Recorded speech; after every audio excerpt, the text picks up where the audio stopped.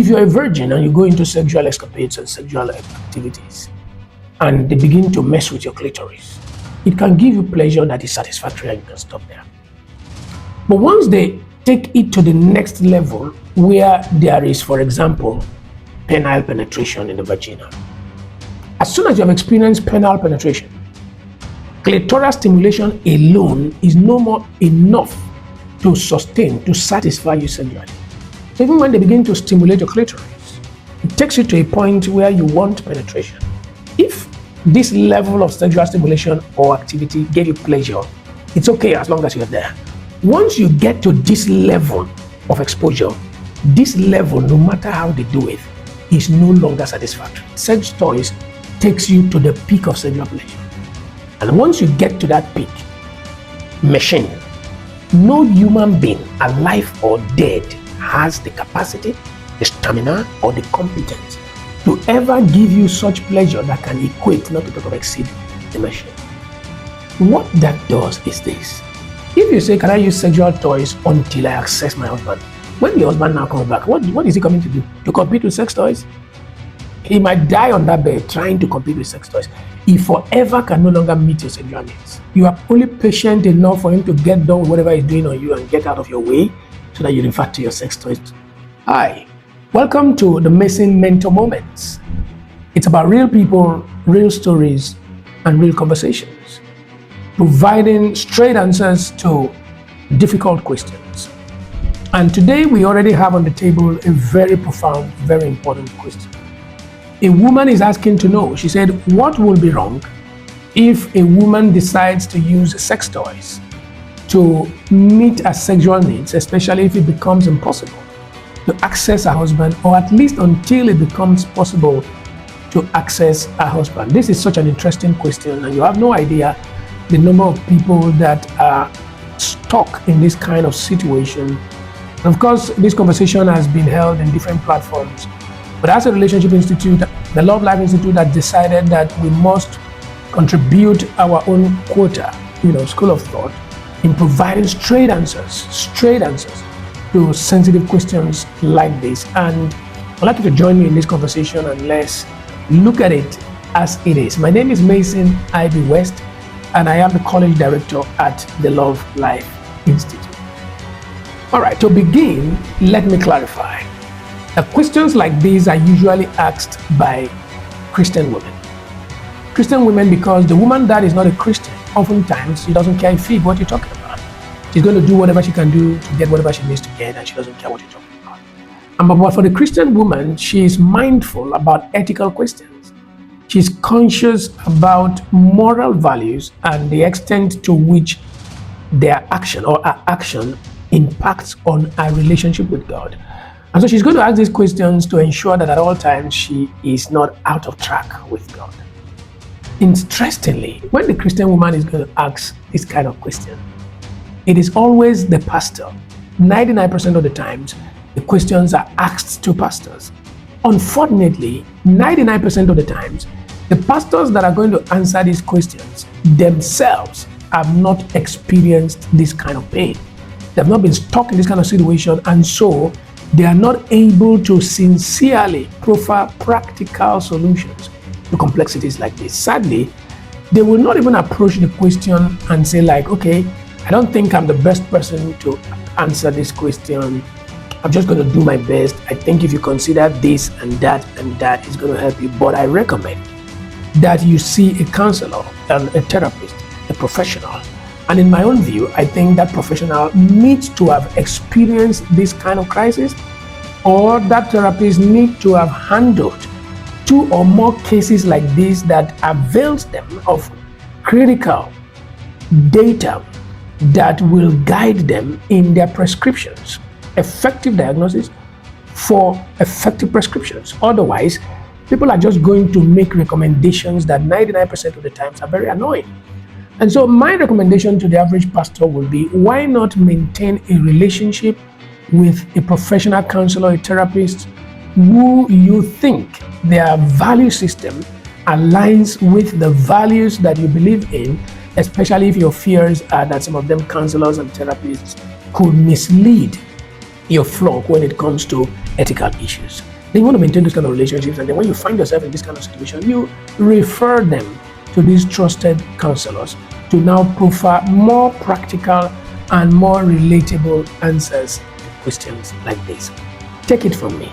Nobody who has not experienced this kind of dilemma, nobody who has not handled 2 or more cases of this kind has the competence, has the experience, has the knowledge base to be able to make any relatable, logical, practical recommendations that can help anybody in this mess. Trust me. One of the reasons why I'm going to attempt this question is because I have at least had a type of this kind of experience. Not exactly. So I still do not think I'm still the best person to answer this question, but at least I'm only attempting it because I've had a near experience to that. Very different, but near. To the extent that 17 years into my marriage, I got predeceased by my partner due to cancer-related complications. And after that, I have done life for nearly a decade without a partner. And by choice, I have not dated nobody. I've not been in any relationship. I've not had any intimate encounter with nobody, no sexual relationship with nobody. By choice, I have abstained. And so I've had to, and such choices have implications, because it doesn't take away the fact that there are sexual urges that need to be attended to. And however I have been able to cope, in nearly a decade, gives me a little background to be able to proffer suggestions to this kind of people. And even though I'm not going to be discussing how to manage the sexual urge necessarily, that's going to be a conversation for another day, but I'm going to make very straight recommendations that will startle you a little bit. So get ready for this. Now, almost all of the times, at least I've had encountered 3 ladies who have found themselves in this kind of quagmire. 3 years, your partner has been away, traveled to somewhere you thought would be a greener pasture. You put the place together, then you joined them. I've had another case of 5 years. There has been a case of 7 years. Even when you look at the basis for divorce, such level of abandonment, literal abandonment, that's not even the legal word used, I can't remember the exact word. This situation where you and your partner have not been together extensively for 3, for 5, for 7 years are sufficient grounds for divorce by themselves. So these women, or whoever is asking this question, has been in this kind of situation for so long. She's been able to put herself together to manage the situation for this long, but she has come to the place where she thinks that that's how far I can go. I can't do this no more. I have genuine sexual needs that require attention, that are critical for my mental stability, that are critical for my spiritual development. And so I think I've gone the far I can go, and I need recommendations. What should my immediate steps be? Profound questions. And so this is so important, because the next thing it leads to temptations, and then people make mistakes, and then people are going to stigmatize them, and nobody asks you what happened, nobody listens to your story, they judge you, they condemn you, but they do not realize what it means and what it takes to be stuck like that for 5 years, for 7 years. So the question now is, in this circumstance, what should we do? What should they do? Now let me say this, if it helps you. We must, in answering these questions, we must come to terms with the fact that sexual needs are real needs. They're not just real needs, they are critical needs. Trust me. It's like a child walks up to you and the child says, I am hungry. I need food. And my parents are not accessible or in a position to provide for my needs. Maybe the parents are late, they're dead, died in an accident, kidnapped, whatever, banditry, whatever. The parents are not accessible. And this child needs food. Let's say this child is 12, 13, 14, 15. Let's go say she's a girl. And then she's like, could anything be wrong if I go begging? Could anything be wrong if I go slaving? Could anything be wrong if I give my body in sex as an exchange for food? What are my options?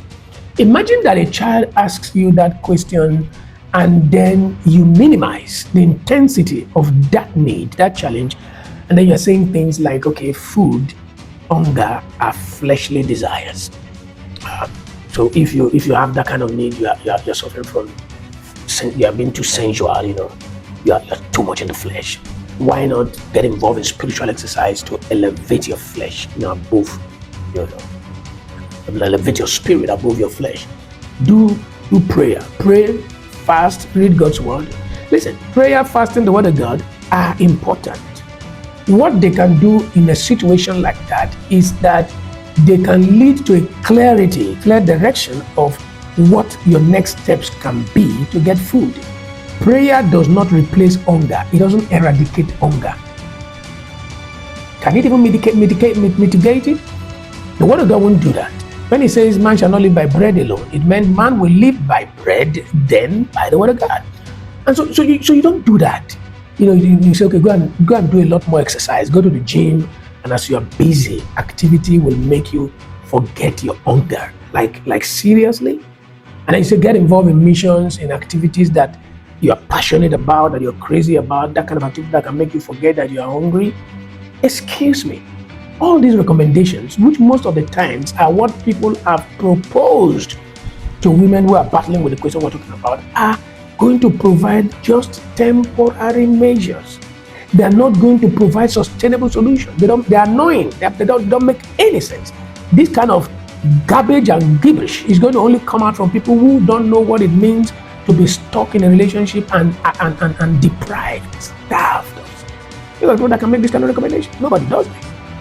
So when you make these kind of recommendations to a woman who asks these kind of questions, can I suggest to you that you are minimizing the intensity, the seriousness, and how critical, how dangerous, how right on the edge of the cliff a woman can be when she finds herself in this kind of situation, and the incredible possibilities that it holds, negative possibilities for that matter.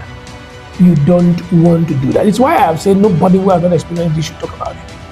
Nobody should do that. So now let me say this. For the pastor, the fact that you are giving answers to questions, or the motivational speaker, or whoever you are that have access to the microphone, the fact that you are giving answers and quoting scriptures and explaining scriptures does not by themselves mean that you're solving the problem.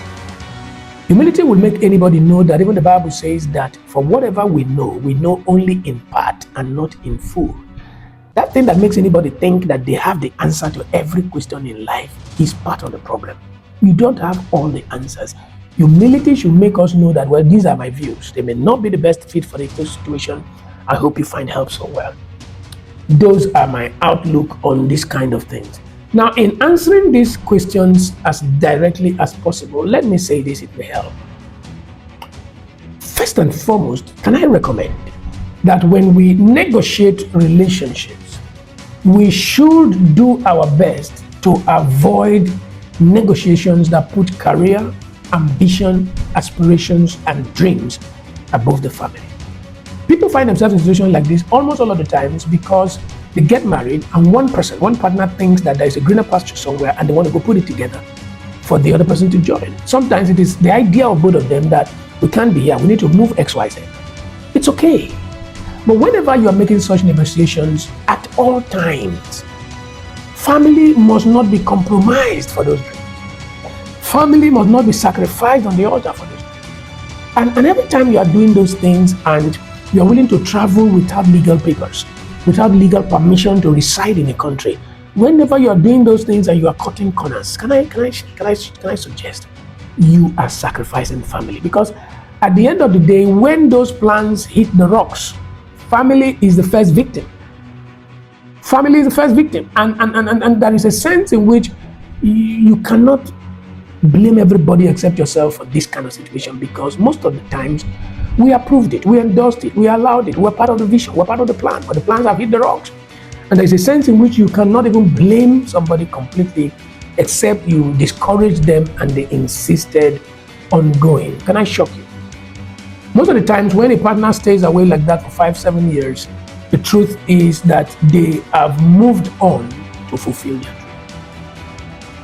If their dream is as important to them, so important to them, that they could shortchange it for family, then that family is not important to them. You may not like it while putting it, somebody may become offended by my views, but the point is, if somebody has chosen dream over family, I am of the view that you want to reconsider what your choices are. That's my school of thought. So this person has moved on to fulfill their dreams. They have elevated their dreams above family. And you have a right. Because in my school of thought, if what you are doing there is not working enough for me to join you, if what you're doing there has hit the rocks and you value family, come back to family. Or what are the people going to say? What are neighbors going to say? I went abroad, I stayed 3 years, I came back with nothing. Okay. So what neighbors will say is still more important than family. It boils down to the fact that family is not valued. Whenever family is given its rightful place, all other considerations are secondary. We need to value family. We need to reevaluate our value system. It will make a lot of difference. See, when family is intact, there is no dream that is not achievable.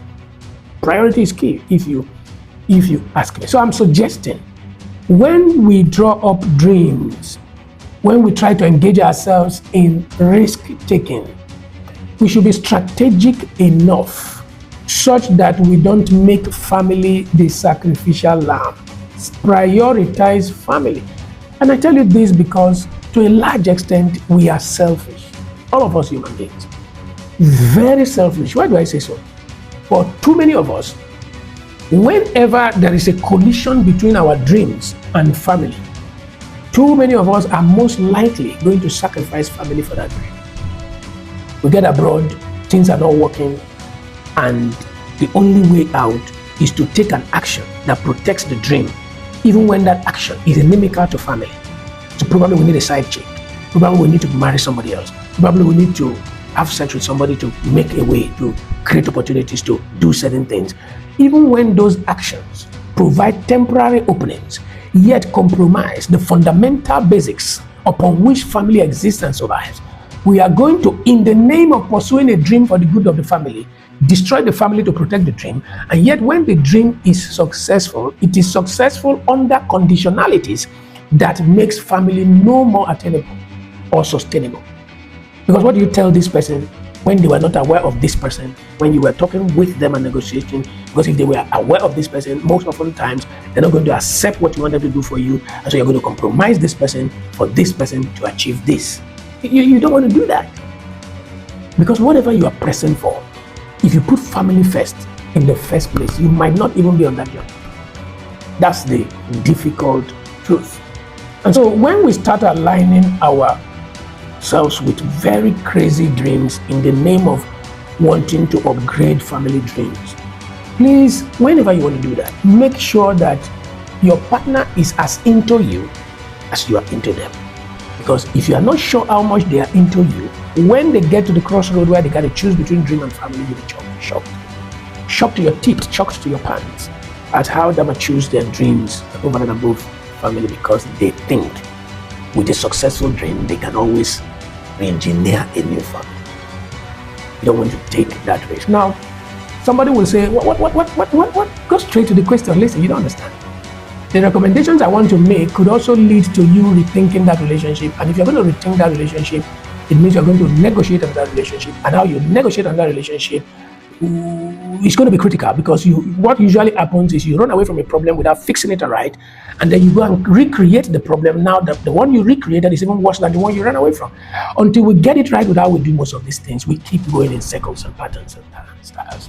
So it's important that I give that background as I come to my main recommendations. Now let's talk about sex toys. There are challenges with sex toys. What are sex toys? Sex toys are devices that are machine powered, electricity powered, and they have, because they are not living things, they have the capacity to provide you sexual pleasure for up to 10 hours. As long as battery power is sustained, they can continue pleasuring you forever. Imagine that level of exposure. Now, let me tell you about sexual exposure and pleasure. If you're a virgin and you go into sexual escapades and sexual activities, and they begin to mess with your clitoris, it can give you pleasure that is satisfactory and you can stop there. But once they take it to the next level, where there is, for example, penile penetration in the vagina, as soon as you have experienced penile penetration, clitoral stimulation alone is no more enough to sustain, to satisfy you sexually. So even when they begin to stimulate your clitoris, it takes you to a point where you want penetration. And if the person dealing with you is a teaser, they know how to tease, they do a lot of things. All of that are levels of exposure. There is always the peak. And the beauty about it is that if this level of sexual stimulation or activity gave you pleasure, it's okay as long as you're there. Once you get to this level of exposure, this level, no matter how they do it, is no longer satisfactory. In fact, it's like taking you to a point and leaving you hanging to fall down. I said that to establish the fact that sex toys takes you to the peak of sexual pleasure. And once you get to that peak, machine, no human being, alive or dead, has the capacity, the stamina, or the competence to ever give you such pleasure that can equate, not to talk of exceed, the machine. What that does is this. If you say, can I use sexual toys until I access my husband? When the husband now comes back, what is he coming to do? To compete with sex toys? He might die on that bed trying to compete with sex toys. He forever can no longer meet his sexual needs. It means that in that marriage, two things are going to happen. You are only patient enough for him to get done with whatever he's doing on you and get out of your way so that you revert to your sex toys, because that's what gives you what you want. The point I'm making therefore is that if you're going to do that until he comes, then it's not of any use, because when he comes, he's useless. No human, not just himself, no other human being alive or dead can give you satisfactory sexual pleasure. As a matter of fact, that relationship is eventually going to crash on sexual grounds. When it crashes, you're going to negotiate a new relationship, and the new person you're going to do life with will still not be able to meet or satisfy your sexual needs. So you're going to create a complication that will perpetually haunt you, because you're going to have experiences that nobody else can satisfy. So your husband, unless he's not aware that when you're done with him, you revert to sex toys, he's going to forever not feel like a man. He's going to forever feel like he's in competition with sex toys, except he's emotionally intelligent enough to be willing to both use his natural organ and the sex toys on you by himself, if there is such understanding, and we really have a sufficient number of men on the face of the earth that can do that. So it means that that relationship is already wired for crisis and collapse. So sex toys will never be your best option. My recommendation, don't try it, or try it at your own peril. Try it and forget about relationships that are sustainable the rest of your life. Keep in mind that the reason why the divorce rate for second marriages are higher than the divorce rate for first marriages, the reason why the divorce rates for third marriages are higher than the divorce rates for first and second marriages is because a lot of people walk out of a relationship because it has an issue, then go to the next relationship, not even accepting or recognizing that they have contributed to the issues that led to the collapse of the first relationship. They go with the mindset that everybody else was wrong except themselves, and then they get there and repeat the same thing at another level, and then that relationship crashes again. And then they're going to leave that relationship and think everybody else is stupid except themselves, go to the third relationship, do exactly the same thing. The only time the second or third relationships become, has a different experience and a different texture is that point where the parties that leave the first or initial relationship go in, haven't learned what went wrong, and are willing to change in their behavior and lifestyles to make sure the next relationship works out. This is so important. Now let's talk about the challenge of masturbation, self-pleasure, handjobs, and the rest. I think the only challenge with masturbation is its addictive proclivity. Masturbation, self-pleasure, handjobs can become addictive. And if you can manage the addictive extreme of these things, one, and two, if your partner and you are in agreement that for the time being, self-pleasure can stand in to mitigate, then you're good to go. Let me explain. A lot of people do video sex. So this partner is pleasuring themselves while on live video. The other partner is pleasuring themselves while on live video, and they're watching themselves, talking themselves into the act, exchanging, as a legitimate husband and wife. And that way, there is a sense in which they give themselves pleasure. For some people, it is voice text or sex texting, whether by voice notes or whether by audios or whether by text, whatever. They do that, and then there is an exchange. For others, they could agree, okay, masturbate. My point is this. Why it is not directly as harmful as sex toys is because at least it is a human hand that is in operation. Whenever your partner joins you, it is also a human. So there is no case of this other one having exposed you to a point where the other human being cannot continue from or even exceed. At all times, most of the times, a human being giving you sexual pleasure will almost always exceed, if they know what they're doing, you giving yourself sexual pleasure. I am also of the school of thought that any husband and wife of marriageable age that agrees to masturbation, video sexing, hand jobs, whatever, and there is mutual agreement, mutual consent, mutual pleasure, mutual satisfaction, that activity is legitimate, is lawful within the space of that marriage. Nobody should tell you what to do in your marriage as long as there is mutual consent. Anything done within a holy matrimony or holy marriage is a holy activity, and for me it is good to go. I believe that these dynamics will help at least to help you deal with that tension until your partner comes, and then you can take it up from there. In the meantime, can I also suggest that I am of the school of thought that we might need to begin to renegotiate some of these relationships, and I tell you why. Like I said before, if your partner is somewhere for 7 years, for 5 years, as the case may be, and what they're doing is not working, the best thing to do is to come back to family. If what they're doing is more important to them than family, it means that you better ask yourself if you also have other important things to do with your life than to fold your hands, wait until they come. And I tell you why. When someone is somewhere else 5 years, 7 years, I can guarantee you almost with my life that there is a way and a sense in which they must be satisfying themselves sexually, meeting their own sexual needs. And if their sexual needs are met by somebody else, and you cannot prove beyond reasonable doubt that it is not being met by somebody else, almost all of the time there is a side chick, there is another marriage, or something going on that is catering for that need. The question is, how in the world do you wait for somebody who probably might not be waiting for you?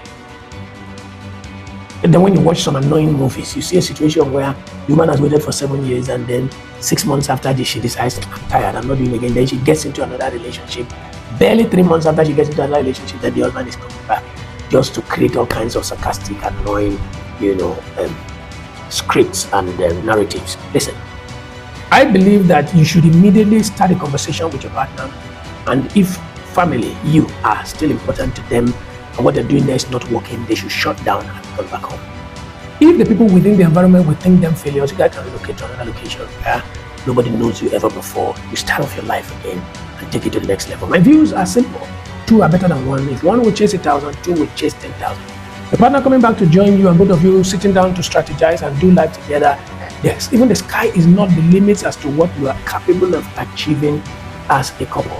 Please note that if at any point, in spite of my counsel, you decide to walk out of your marriage, there is no guarantee that the new relationship you're going to negotiate will be without crisis. All relationships are ridden with crisis.